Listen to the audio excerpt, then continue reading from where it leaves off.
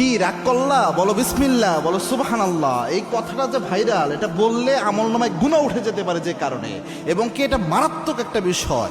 দুইটা বিষয় এখানে রয়েছে। আপনারা দেখছেন যে কিছুদিন পর পরই সোশ্যাল মিডিয়াতে একটা ট্রেন্ডিংয়ে আসে, কাঁচা বাদাম থেকে শুরু করে একটার পর একটা ওই কিরে মধু মধু এরকম জিনিস পোলাপান এটা ছড়ায়। তো এই যে একটা দেখলাম ভিডিওতে সোশ্যাল মিডিয়াতে, হাত দেখতেছে গণকের মতো, সে হাত দেখাচ্ছে আর এমন কথা বলতেছে যেটা জীবন সকলের জীবনের সাথে মিলে যেতে পারে।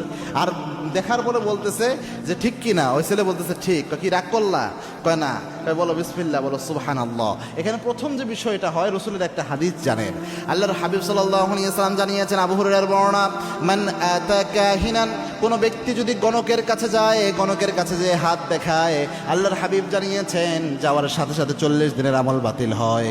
আরেক বর্ণনায় এসেছে, আল্লাহর হাবিব বলেছেন রসুলের উপর যা নাজিল হয়েছে সব কিছু অস্বীকার করার গুনাহ আল্লাহ আমলনামায় দিয়ে দেয়, সব কিছুর সাথে কুফরি করা হয়ে যায়। এক বর্ণনায় এসেছে 40 দিনের আমল নামাজ শেষ, আরেক বর্ণনায় এসেছে রসুলের উপর নাজিল করা যা আছে সব অস্বীকার করার মতো গুনাহ আমলনামায় উঠে যায়। এটা হচ্ছে প্রথম, ওই যে হাত দেখানোর বিষয়টা, যেহেতু এটা আমরা ভাইরাল করতেছি, এটা অনেকেই এখান থেকে উৎসাহিত হবে। এই জন্য কারো কোনো গণকের কাছে কখনো হাত দেখাবেন না, গায়েবের একমাত্র মালিক আল্লাহ। 2 নাম্বার, এখানে বিসমিল্লাহ এবং সুবহানাল্লাহ এটাকে ফান হিসেবে ব্যবহার করা হচ্ছে।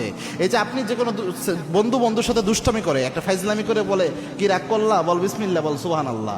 এই যে বিসমিল্লাহ সুবহানাল্লাহ, এটা কিন্তু মারাত্মক একটা শব্দ।